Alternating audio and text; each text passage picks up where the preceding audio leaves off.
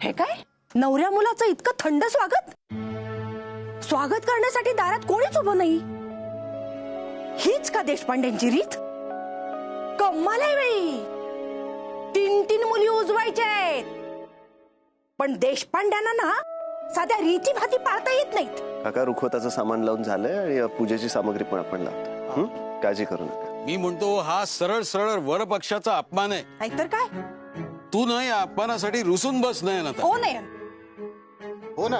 अरे लग्नामध्ये बँड बाजा ढोल तसा काहीतरी असतं यार. इकडे तर काहीच नाहीये. हो ना. काका, तुम्ही बसा इथे, मी आलोच. हो चल.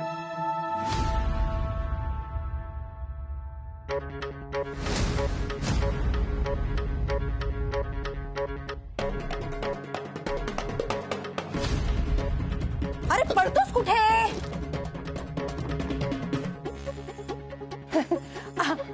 आज तू नवरदेव आहेस ना? सवयीचा परिणाम काकू. वसुलीवाले दिसले की पळायची सवय आहे ना तुमच्या नयन बोळाला. काय नयन बोळा, हो की नाही? त्याच काय ना, नवऱ्या मुलाचं स्वागत करायला कुणी दारात नव्हतं ना, म्हणून थोडस आम्ही रागावलो होतो. हो की नाही नाईंचे पप्पा? हो ना. हो हो. काय सकाळी सकाळी आरडाओरडा लावलाय? आणि तुमच्या स्वागतासाठी आम्ही आहोत ना.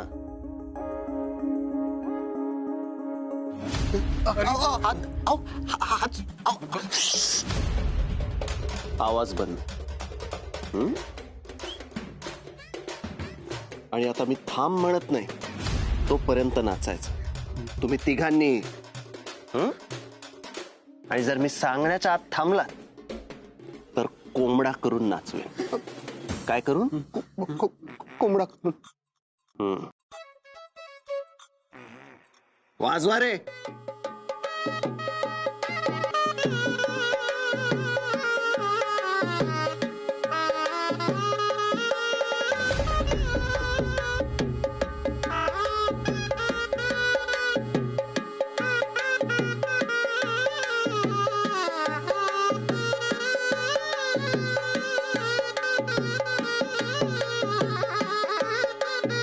जोरात नाचा.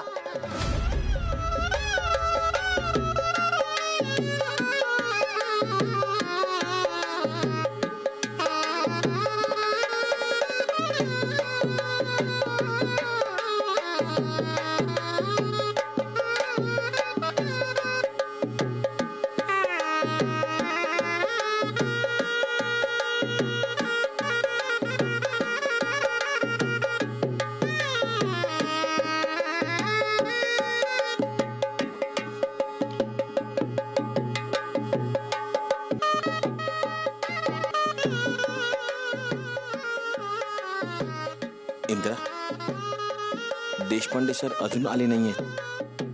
काहीतरी नक्की गडबड असेल. सत्तू, नेहमी वेळेच्या आत येणारे देशपांडे सर अजून आलेले नाहीयेत. म्हणजे नक्कीच काहीतरी गडबड झालेली असणार.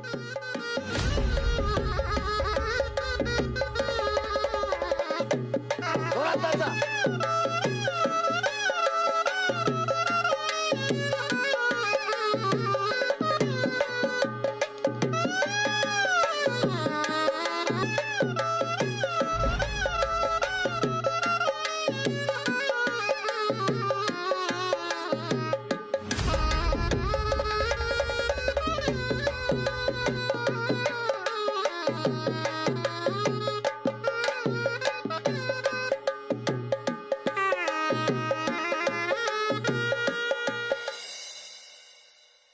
मला माफ करा.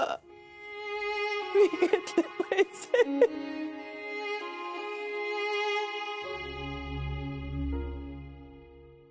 मी केलेल्या चुकीची शिक्षा तुम्ही स्वतःला देऊ नका ना. तू हे का केलंस मालती? शलाका दीदीचं लग्न ठरलं आणि एक एक करून अडचणींचा डोलारा उभा राहिला. पैशांची चणचण.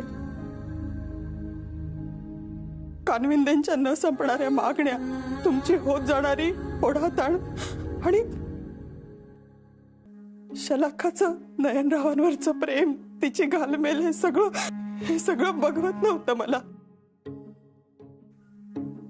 स्नेहलताताईंनी राणीहाराची मागणी केली आणि मुदतीची अट टाकली आपल्यावर. मुदतीचा एक एक क्षण जसा संपत होता ना, तसा त्या भंग होणाऱ्या स्वप्नांमुळे कोलमडून जाणारी माझी दीदी दिसत होती मला. एकीकडे तिच्या संसारांच्या स्वप्नांची होणारी राख रांगोळी दिसत होती, तर दुसरीकडे पैशांनी भरलेली बॅग होती. नीतिमत्ता पालटायला गरजांचा कडेलोट कारणीभूत असतो. त्या क्षणी एका आईच्या अगतिकतेने देशपांडे सरांच्या बायकोच्या तत्वांवर आणि संस्कारांवर मात केली आणि ते 5 लाख रुपये घेतले. ती चोरी देशपांडे सरांच्या बायकोनी नाही केली, एका आईने केली आपल्या मुलीसाठी. राणीहारासाठी. मला माफ करा.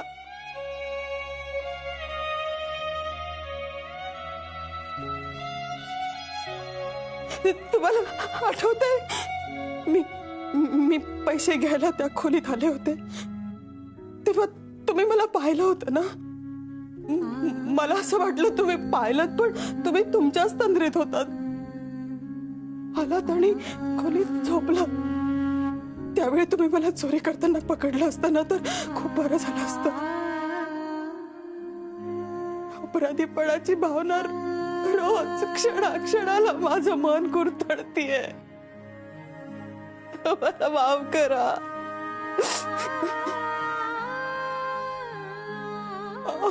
बोला ना, बोला ना. बाबा प्लीज बोला ना काहीतरी. मी फक्त आणि फक्त दीदीचं लग्न वाचवण्यासाठी, राणीहार घेण्यासाठी ते पैसे घेतले. बोला ना, बोला ना काहीतरी.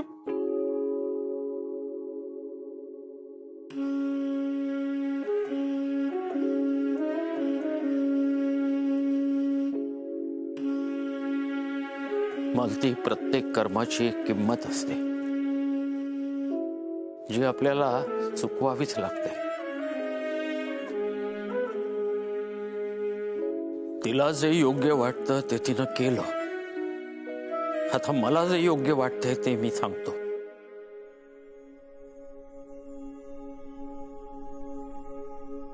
मी शलाका दीदीच्या लग्नात येणार नाही.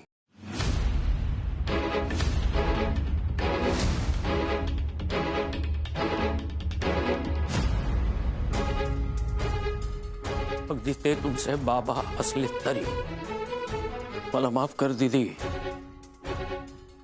माझ्या घरात चोरी झाली हे सत्य आहे. भले त्या कृतीला कोणी आईचं प्रेम, अगतिकता याचं समर्थन देत असेल, तरी चोरी ही शेवटी चोरीच असते.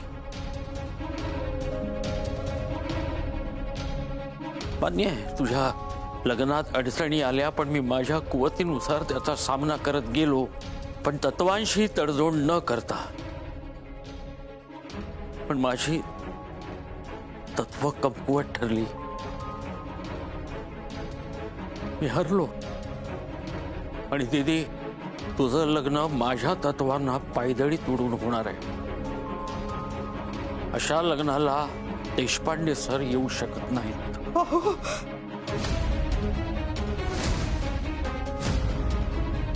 ते तुझे बाबा असले तरी.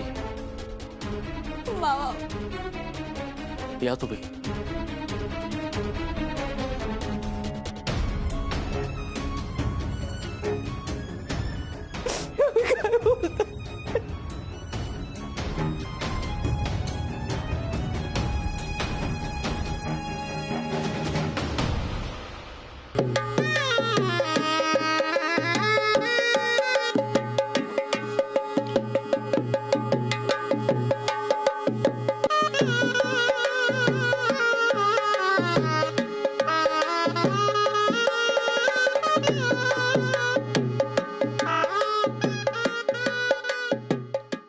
सत्तू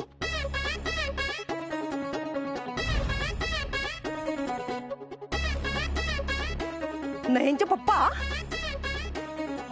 हे दोघे इथं काय करतायत? नाही, हा बँकेतला गुंड इंद्रा ना आपल्याला खूप त्रास देतोय. फक्त एवढं लग्न पार पडू दे, मग ना एक दिवशी यालाही दाखवून देते स्नेहलता काय चीज आहे ती. अगं त्या गुंडांचं सोड, त्या देशपांड्यांना फोन लाव आधी. अगं बाई, हो बघते, चांगली खडसावते त्यांना. हा. हॅलो, नाही उठला नाहीत वाटतं अजून. नाही, मला वाटलं देशपांड्यांकडे सकाळ होतच नाही की काय. अहो, नवरा मुलगा हॉलवरती पोहोचला देखील आणि तुम्ही अजून घरीच. ही रीत झाली का तुमची? बोट दिलं की ना तुम्ही हात धरायला येता बाई.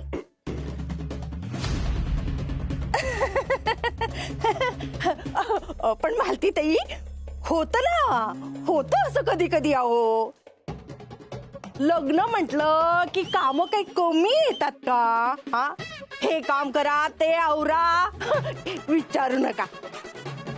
तुम्ही सावकाश या, आम्ही वाट बघतोय तुमची. हा, अहो निघतोच आहे आम्ही. येतोच. हो हो हो, या या या.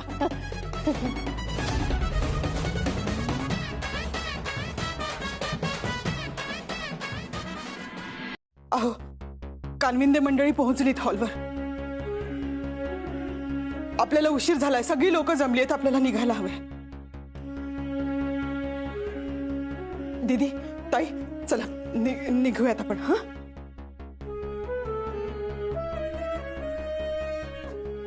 दीदी अगं तू रडतीयस का?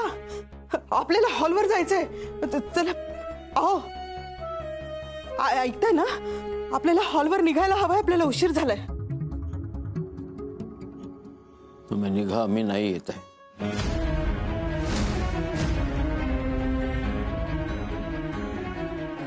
तुमच्याशिवाय माझं लग्न कसं होईल? आई सांग ना बाबांना. मी हात जोडते, मी पाया पडते तुमच्या. माझ्या चुकीची शिक्षा तुम्ही शलाकाला देऊ नका. तिची काय चूक आहे? बघा एकदा, पोरीकडे बघा एकदा.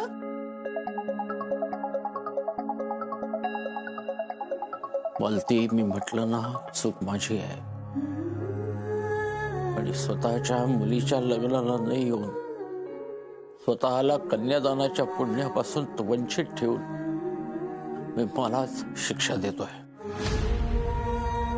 कारण बाकी कोणी चुकलेलंच नाहीये. माझी बायको चुकली असं म्हटलं तर तिनं मला तिच्यातल्या आईला पुढं करून आपल्या कृतीचं समर्थन केलंय. मग चुकलेला मी एकटाच आहे ना, त्यामुळे मलाच शिक्षा व्हायला हवी. जातो मी, नाही येत मी. हो बाबा, पण तुमच्याशिवाय. जे व्हायचं ते होईल, मी येणार नाही. जे व्हायचं ते होईल म्हणजे? हे लग्न होणारच. तुमच्या तत्वांच्या आगीत मी माझ्या मुलीच्या आनंदाची आहुती नाही देणार. ताई, तू दीदीला घेऊन निघ. अगं आई, निघ म्हटलं ना मी. लगेच.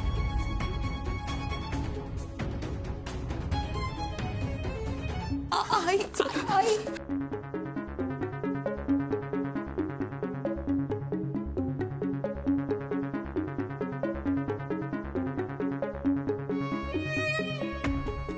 देवा,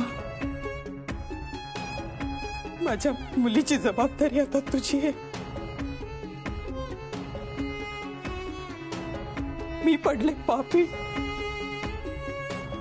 आणि आता हिचे बाबा लग्नात.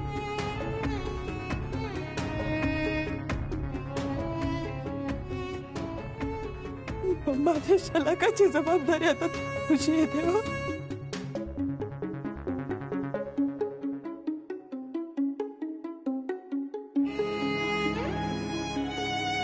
चल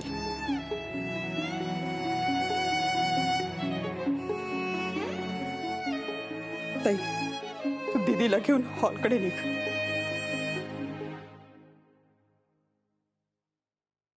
तिथे बाबांच्या पाया पड.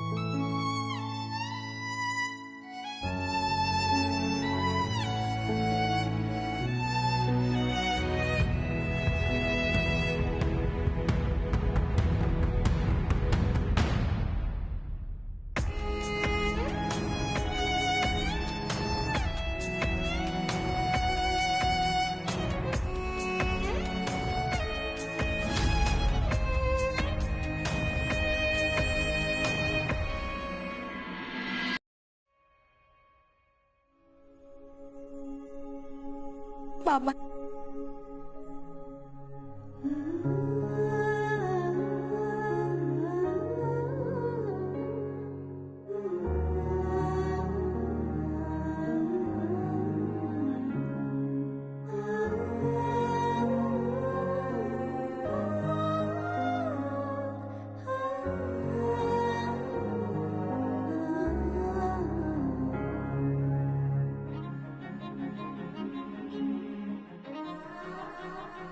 दीपू, बाबांना घेतल्याशिवाय येऊ नकोस.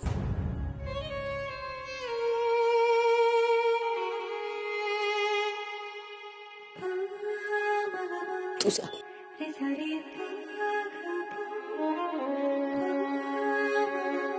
ताई